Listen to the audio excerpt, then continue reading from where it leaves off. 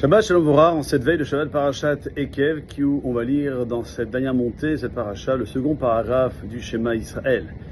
Ce passage reprend plusieurs éléments que nous avons lus dans le premier paragraphe du Shema Israël la semaine dernière, la parasha de Vaetranan. Et il y a quand même une nuance importante, c'est qu'elle ne s'adresse pas de la même manière, ni au même niveau que le premier paragraphe du Shema Israël. Rappelez-vous, la semaine dernière, la Torah parlait au singulier Ve'afta.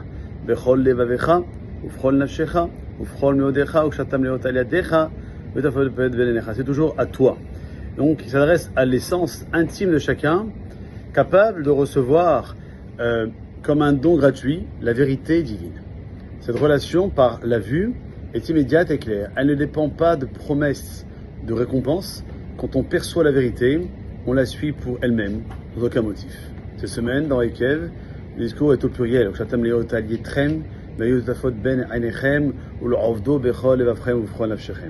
Ça vise la communauté de nos pensées, les émotions, les capacités. Et ici, il ne s'agit pas d'un don gratuit, mais d'un lien construit pas à pas par Tishmerun, l'oreille. Comme on assemble une mélodie note après note, on forge la relation par des actions concrètes et régulières. Cette progression, elle explique que la seconde partie mentionne la pluie, la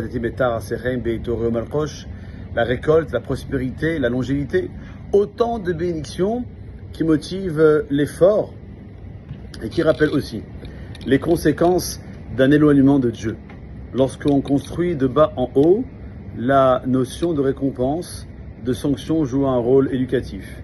Elle forme même les aspects les plus simples et matériels de notre vie à marcher dans les voies de Akadosh Baruch Hu. Et bien on retrouve cette logique dans l'ordre des injonctions.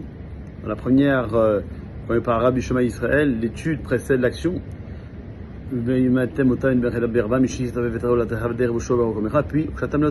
parle des téfilim et des mezuzot. Cette semaine, dans le second paragraphe du Shema, c'est l'action qui a priorité sur l'étude. Le lien se bâtit sur la fidélité du geste, puis elle s'élargit par la compréhension. Une dernière chose, c'est que dans le premier paragraphe du Shema Israël, il y a cette notion d'aimer Dieu, avec tous tes moyens, alors que là, on a parlé de de servir, de prier à Hashem,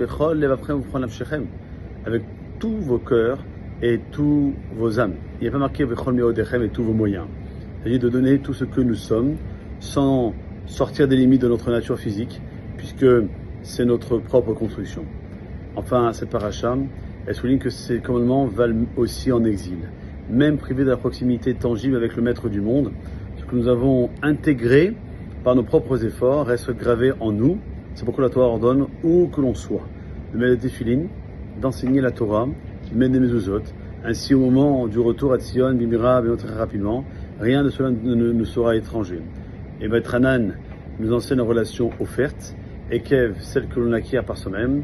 Ensemble, ces deux parachutes montrent comment avancer vers Dieu à la fois par le don reçu, par l'effort fourni, une double approche qui prépare le monde, non seulement la venue du Mashiach, mais aussi, car c'est ce dernier Shabbat du mois de Av, puisqu'à la semaine prochaine nous serons en Av, nous serons la veille de Rosh Chodesh Elul, nous serons déjà rentrés, je dirais, au moins un pied dans le nouveau mois qui arrive.